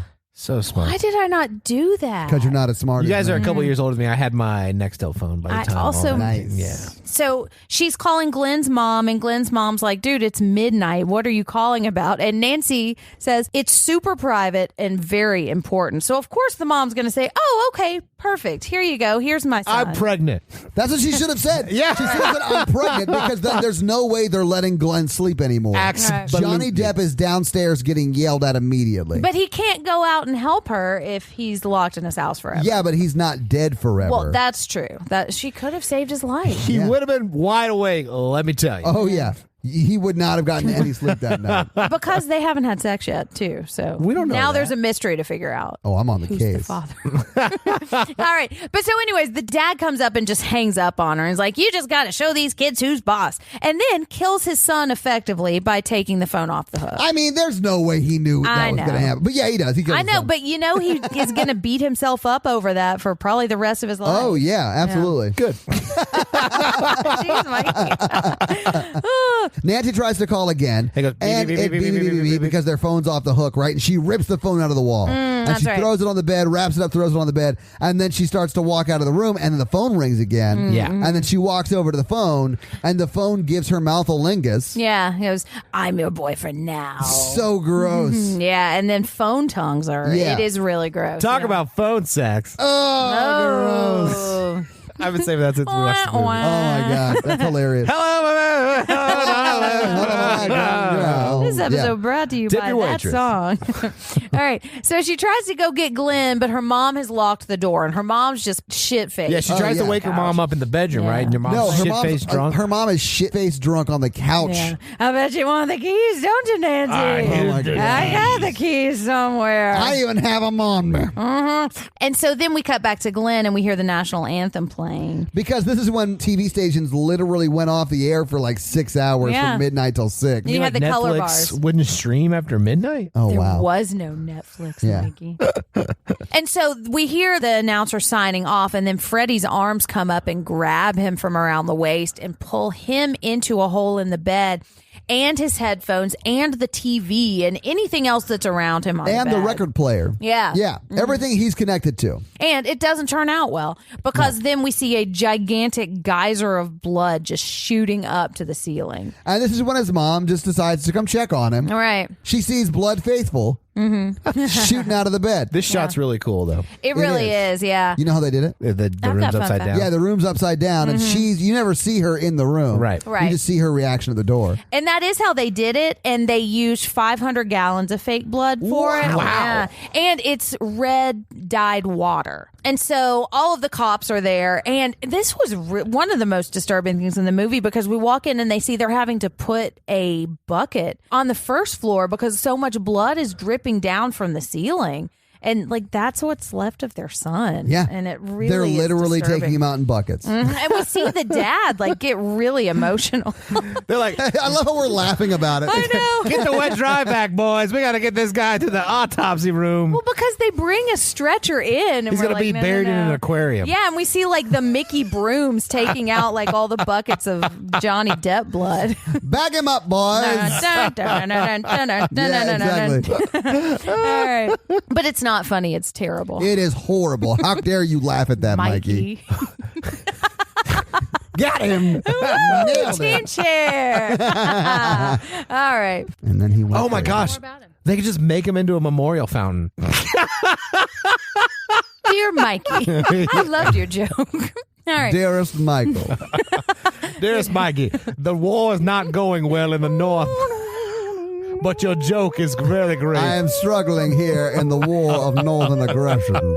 But your joke has kept me and the compatriots warm on these cold southern nights. Please keep your jokes coming, as we don't have much to look forward to other than racism and horrible sister fuck. But we have faith in great General Lee. Welcome to Ken Burns' Horror Version. All right, let's move on. Fuck it. All right.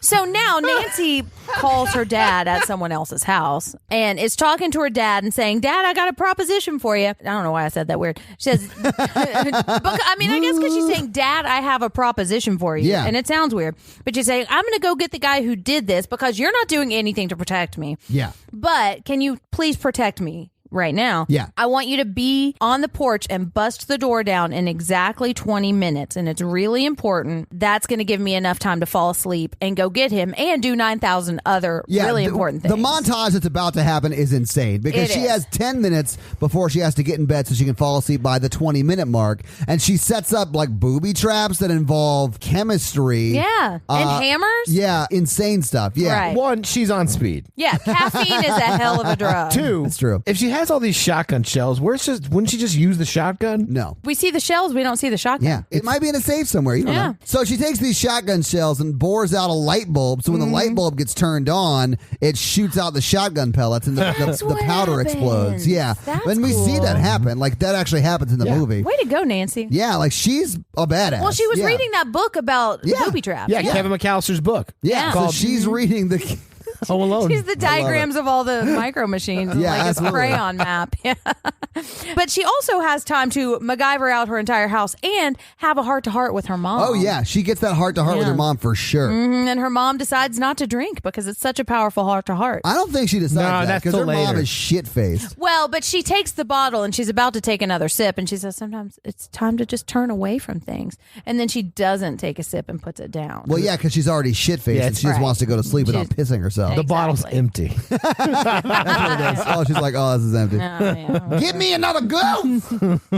But she's also saying sometimes you just have to turn away, which is the same thing that Glenn was saying. Like if you Right. turn away from something, you take its power away. And they say they love each other, which is a good thing that they do. It is. Yeah. So Nancy's now going to her bed and saying her prayers. And then she lays down. And then she's walking down steps. But now she's wearing shoes. Yes. She's put on the shoes. She's decided that shoes were the problem all along. She read the survival book, and chapter 1 was lace up. Chapter 1 is literally just put shoes on, idiot. Right. But I think they're still house slippers. They are, but she's in It's the a house. step True. up. She's only in the house. This is That's appropriate footwear. But she doesn't put boiler room shoes on when she goes to the boiler Do you room. have separate boiler room shoes? Do you Yes, I not, do. Todd? Oh, well, excuse me. I don't have a boiler. How's that wood paneling house going? Simpletons. Oh, my God. Am I getting boiler shamed? What is this, 1833? Capital. So she's going down into her boiler room shoes. Yes, she is. She is. I don't even know what that means. Yeah, you do. Right. So she's walking down, and now she's walking down to an even more boiler room. Yeah. Yeah. And she Yeah. starts to hear Tina's voice and Freddie laughing. She got cellarception. She did, yeah. And so now she's walking down a spiral staircase. And she's yelling for Freddie. She's saying, I'm here. What are you waiting for? And she finds this Freddie lair, which is like just a real sad mattress with like an army blanket on it or something. And Tina's crucifix is under the covers. I don't want to know why. I sort of want to know why. I kind of want to know why. And then she sees some blood-soaked headphones that were Glenn's. And that's Yeah. really sad and disturbing. I mean, these are just his trophies. Yeah, from it's going his to make that kills. mattress all dirty. Yeah. yeah. But that one's not on the mattress. That one's drying off by the fire. Yeah, exactly. Well, he's a serial killer, so he's taking souvenirs from all his kills. Yeah, that's what I'm saying. These are just the trophies. Right. And she's saying, show yourself. And then he does. He's right behind her. Peekaboo. And she jumps down the steps and lands in the bushes of her front yard. And did you guys see the giant Oh, pad yeah. that she It's landed very on? clear. There's Yeah. a giant big black pad she lands on. All right. And I think this is how she's drawing him out of the dream because he follows her out of the dream. And I think now at this point, she's in her actual house. No, she's in. No, she's not. That is her showing that she learned how to control her dream. Yeah, because Because it's like she's controlling the dream. She's able to go from the thing. Johnny Depp says, when you're falling, you just think you're falling into something else. Yeah, and that's what she does. And that's why I don't mind that big black pad being there 'cause she jumps on it. that's what she would want to land on if she was falling onto something. That's true. So You don't she wanna- lands on it and it's gone when he falls onto it. Right. So yeah, it doesn't bother me even though you can see it. Well, and so he falls on too, and then she just like ninja jumps on top of him and Yeah. starts wrestling with him. Yeah. And I think she did some of her own stunts, and she's talked about how she and Robert Englund had a really like fun relationship. Like he was kind of like a mentor, kind of. But anyway, so she did a lot of these stunts herself, and I mean they're not super super. No, I mean, they're not hard stunts, super intricate stunts, but it's But cool. she's probably also like 20 when she was doing this. Yeah. Anyway, so she jumps on him, they Right. wrestle a little bit, and then she's up in her bed upstairs. Right, because her alarm went off and she's woken up. She wakes up and nothing happened. She said, I guess I am crazy. And then he jumps out and he's right behind her. Yeah. So is now when he's Yes. not Yes, in now the dream. he's in the Okay, real so world. now he's not in the dream world anymore. Right. And so he's walking through the house and catching all of her booby traps because the hammer gets her right in the stomach. Hammer gets him right in the stomach. Right. Yeah. And then he falls down the steps too. Well, not yet, because she locks him in the room That's where right. the hammer's right outside of it, and she goes and like bangs on the doors or opens the window and She's like yelling breaking the to- windows out. Yeah, so she goes and opens the window or breaks out the windows and is yelling at the cops that are across the street at her ex-boyfriend's house. She's on the market, guys, because she's trying to get her dad to come help her because her dad like is just leaving her in a lurch, and she's like, I got him over here. I need some help. Do your fucking job. And the Right. other cop's like, Huh, that's weird. this is really uncomfortable. Yeah, she's real bossy for a woman. Oh. And- Go get someone, you asshat. well, and he does say, maybe I should go tell the He lieutenant. doesn't get someone until she goes downstairs, breaks out the front glass in the door, and then continues to yell. And And technically, Freddy goes in front of that window, too. Yeah, he Yes. does. Yeah, Yeah. so now they believe. But anyway, he does open the door, the hammer hits him in the stomach, and then he falls down the steps. Right, and it reminded me a little bit of Scream when the killer has roller skates on. Oh, you yeah, know? he's It's definitely got the very roller like skates slapsticky fighting. You know? Yeah. And I like it. I don't mind it. I at didn't all. hate it at all. But you can kind of see Wes Craven in the direction of both of these movies. Yeah. But as the cops are lollygagging around, Freddy chases her down into the basement. She corners him, sets him on fire, and then Yeah. runs up. And that's when the cops finally make it over. Her Yeah. dad finally decides to take any of this seriously. After she set the bad guy on fire. Exactly. Proving that she doesn't need him to protect her. Right. So they go down into the cellar and and then they come back up and they see flaming footsteps going up the stairs. Yeah, into the mom's room. Right. Yeah, and she's saying, he's after mom. So she goes upstairs and she sees Freddy on fire on top of the mom fighting with her. Yes. And the dad throws a giant blanket on top. And puts them And both puts out. the fire out, Yep. and then they pull the blanket back, and Freddy's gone, but it's the mom who's burned up, Yeah. descending into this blue 80s hell bed. I honestly Dream thought she world, was I going guess. into heaven. Oh, yeah. Because it's not red, it's like blue and white True. and light, and she just like descends into it, Right. and then the bed is magically made again. Yes. And she's like kind of waving. She's like, Yeah, right. And I really wanted the T2 thumbs up right there. but we yeah, didn't get it. man. And it's one of those things where I think, like in the 80s, you write it in a script and it sounds really cool, and you just don't have the technology to pull it off. And you at the shoot it time. on the day, and you're like, doesn't look great. Exactly. But we're going to go for it because, Yeah. Why we not? spent a lot of money on it. And so Nancy's telling the dad now to go downstairs and she'll be okay. And she turns her back, and Freddy comes up out of the bed. Out of the fitted sheet. And it's really Yeah. cool. And it reminds me a lot of when he did the thing with the wall at the It's beginning. very cool, yeah. And he cuts through the fitted sheet, and he kind of walks out, and she turns her back on him, and she's like, She does. I never loved you, Freddy. I never wrote you every day for a year. This is over. Right. But what she does it's say. not you, it's me, Freddy. Yeah. You've been werewolfed. You've been. Yeah. But what she does say is, I take back every bit of energy I gave you, and you're nothing.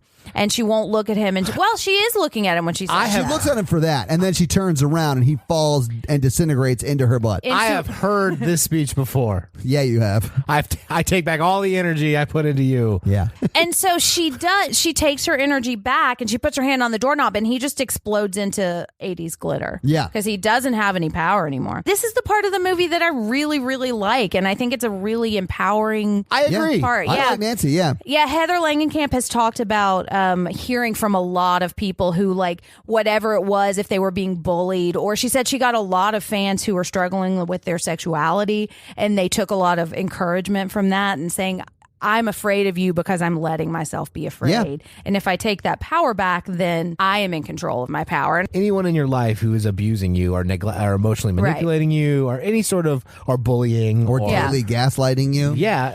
you can take that power back and not let them affect you. now, the problem with that, though, is there are things that you don't have control over. And if you turn your back and repress things and refuse to deal with them, that's not going to be helpful. Sure. You can't just ignore problems and have them. Well, which I think this movie is a good metaphor for, because even when the mom puts the bars on the windows and tries to like lock up the house, like, well, we can just ignore this has ever happened and we pretend nothing's wrong. We're safe in here. Nothing's wrong. But the nightmare comes from inside the house. And she does face that fear then tell that fear it doesn't have any power over her life anymore. Literally, she turns her back, but then she turns around and she says, you have no power over me. So she's addressing it. And like if you're looking at it as past trauma, if you just repress and ignore, it's going to haunt you. But when you look at it and you really start to accept it, that's when you can start to move forward. Yeah. That's the part of the ending that I love. After that, I don't know. So the next thing that happens is we walk out on the porch and it's overly bright. It's like a happy dream world. And it's foggy. Yeah. And the mom is saying, I just decided I don't want to drink anymore, which Red flag. That's not how it works. Yeah.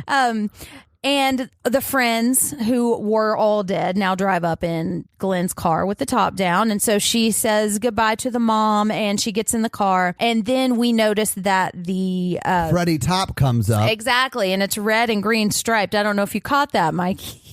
I did not, because I'm colorblind. Oh. Are you really? No, I'm kidding. I got it. Red and green colorblind. Yeah. Anyways, and so the top is coming down and the kids are starting to panic because they're not doing it and the windows are all going up and then the car gets driven away with them in it and she's screaming for her mom and then Freddy's arm comes out and pulls her back in. The mom. And man, that looks bad. It does kind of look bad. And I think it's an example of the 80s surreal effects that don't quite work. That's fair. Because it's about the same level of effect as the other stuff, and I'm not sure exactly why it doesn't work. But probably because we're all pissed off it was happening. Yeah, I mean, honestly, what is this end? Okay, here's the way that I see this end is that, yes, Freddy may be gone, but she still has to live with the trauma of what happened. Oh, so she still has nightmares. They just might not be. Exactly. That it's still going to follow her. It's just not Freddy. Here's what Todd's going to say.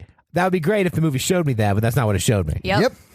That's my biggest problem with it. And that's how I read it, and I like it. I don't love the ending of this. I also I'm not crazy about the gotcha stingers because I think a lot of times they don't work very well. And Wes Craven didn't want to end the movie this way. He didn't really want to make it a franchise. He wanted to just end it. But that's the movie. And that's the movie. Yeah. Roll the credits. Roll credits. Now that we've talked about it, I really liked it. I liked it more than I think I like most of the movies we watch. Yeah. And I think it held up really well. I hated the little stinger. And if they took that out, I think it would have been probably the classic that everybody talks it up to be. I really liked it too. And one of the things I love about it is I think it's so creative. You know, like if you look at Halloween and Friday the 13th, not to knock them, but you've got one killer killing in basically the same way. Yeah. The kills start to get a little more inventive as it goes along, but it's not as believable as Freddy just does all these bizarre things, you know?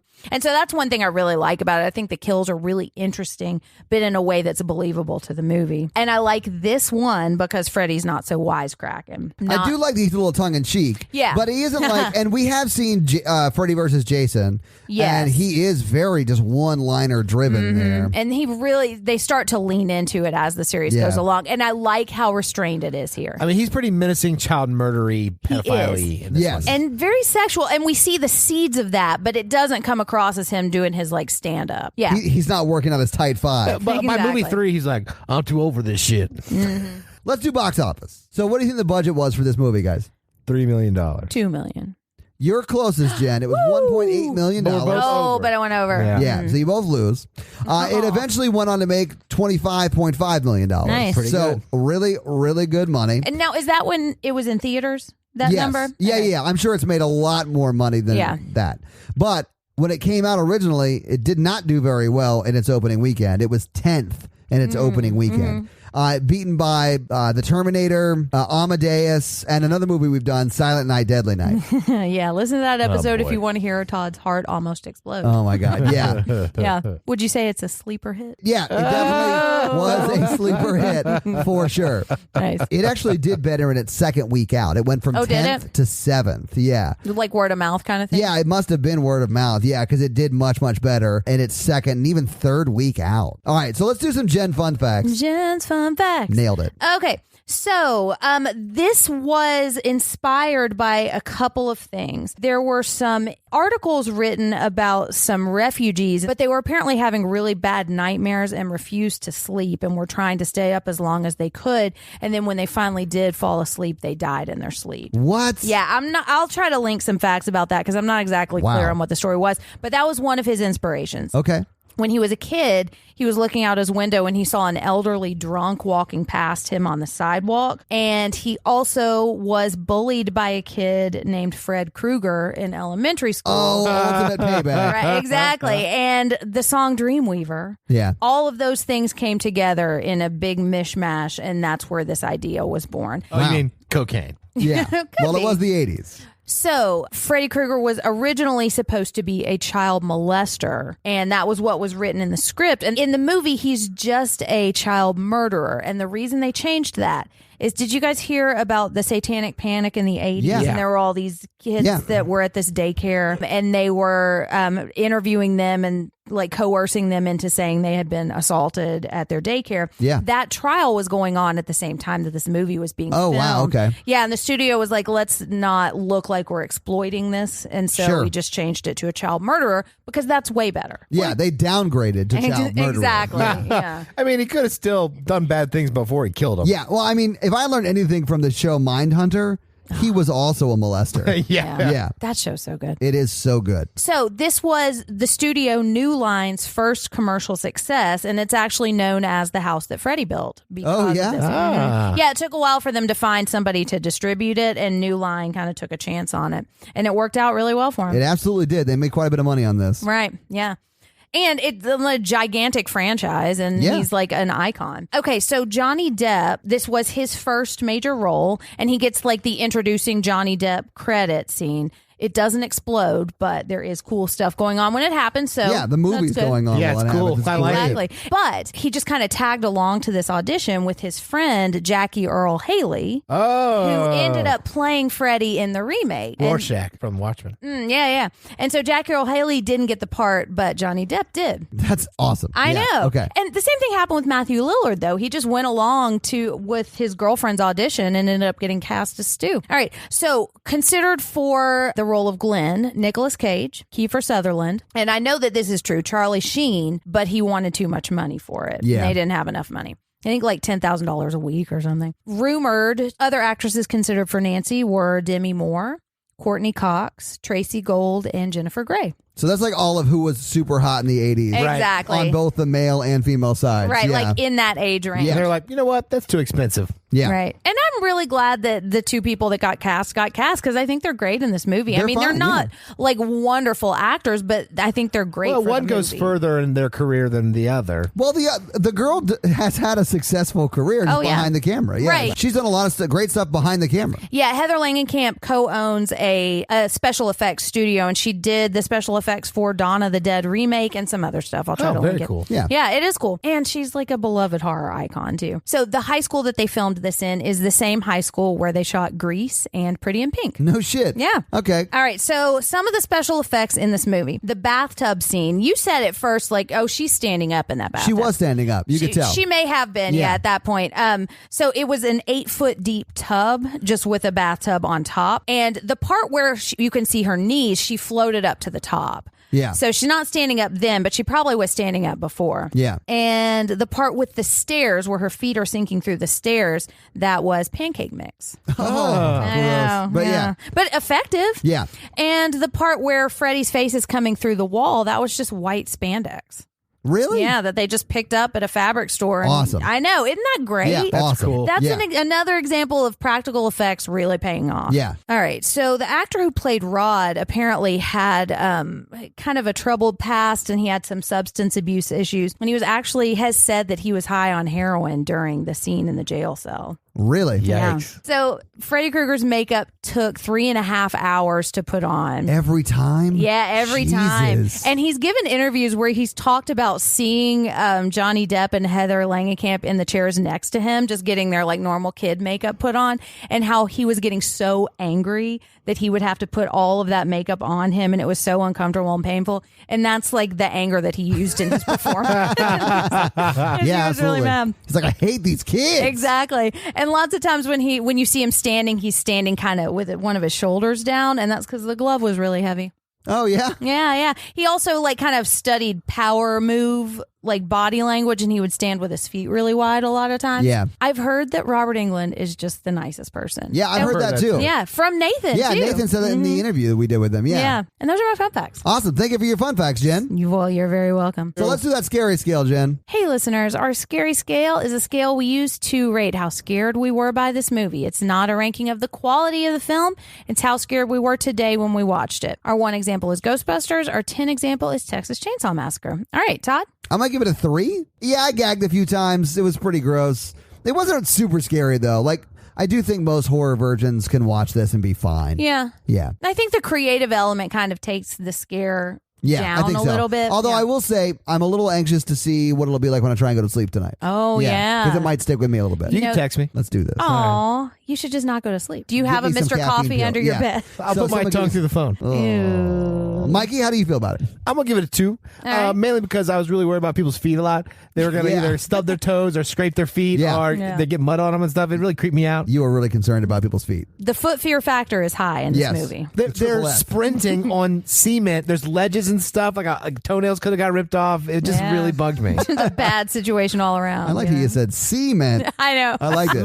Yeah. All right, We Jen. almost jumped on top of your mispronunciation. All right. All right, Jen, what you got? I think I'm going to give it a 2. It's not super scary, but some of the deaths are really disturbing, especially Yes. when you consider that they're kids and that their parents are also in the movie. you Yeah. know? So yeah, but I really enjoyed it, and I like how creative the kills are. It just is sad because it's effective, And that's our scary scale. Yeah, it is. Hey guys, we want to know what you think too. People haven't been posting scary scale in a while, so let us know. Oh, yeah. Guys, if you want to share what your scary scale is, go to the Facebook group or just Yeah. tag us in a post on Twitter or whatever. Right. We'd love to know what you think Yeah, about if you them. don't, I'll come over to your house, beat you up with kindness. Yeah. Hey guys, Horror Virgin Todd here, breaking in because when we recorded this episode of Nightmare on Elm Street, we did not yet know what movie was going to win our listener request for November. The theme was family horror, and you guys submitted a lot of terrifying movies for me to watch, but you guys whittled it down to Texas Chainsaw Massacre. So you guys are literally making me watch the level 10 example on our scary scale. So thanks so much, guys. So make sure you watch it as well to prepare for next week's episode. I'm going to return you now to the pod already in progress. This podcast review comes from Glow Planet. The title is, "This podcast makes me as happy as Gage flying a kite." Oh, Pet Cemetery? What? Yeah. Does he fly a kite? I don't get that. Briefly, that's what he's doing when he gets smashed with the truck. In the book? Yeah, Okay. in the original movie. Hey, look both ways, Glow Planet. All right, I'll say this. You'll read. I'll read this. And say too. Thanks for injecting some fun in my life as I navigate around and over the Nashville drivers each morning. Okay. It's Wait, even- did he just admit to running over people? yes, they did. Okay. All right. All right. He did make a Gage reference. Yeah, there you go. I love Jen Stephen King love, Oh, thanks. Mikey's humor, and Todd's terror. Thanks to Mikey's brother for letting me know about the podcast. Oh, that's Mikey's brother. Youngest brother Will, I bet. Well, awesome. Thank you so much for that 5-star review. And if you guys would like us to read your 5-star review, leave us a 5-star review. That's how that works. It's just that simple. Yeah, leave an accent. I'll do it in an accent. Bless you. Sorry. So, guys, we are a member of the Modern Horrors Podcast Network, which means if you're listening to us in their feed, you're getting the podcast on Wednesdays.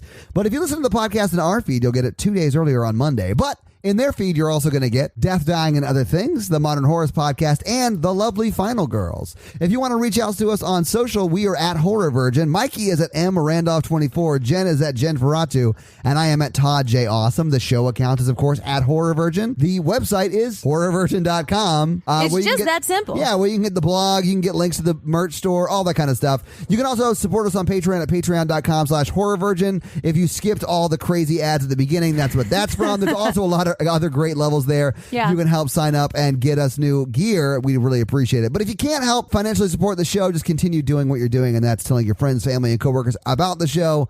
It's really helping. Record numbers month after month. You guys, thank you so much for that. Yes, thank you so much. So that's going to be it from us tonight, guys. We Yeah. are so sleepy. We haven't are. slept in 8 days. Oh, God. We're all out of Mr. Coffee machines. I'm Jen. All righty. And I'm your Horror Virgin Todd, guys. Have an amazing week. Bye. Sweet dreams, guys. Oh my God, I'm so tired. I am too, man. Sleepy nerds. Sleeper. Oh my God. I wonder if Tina fucked that goat.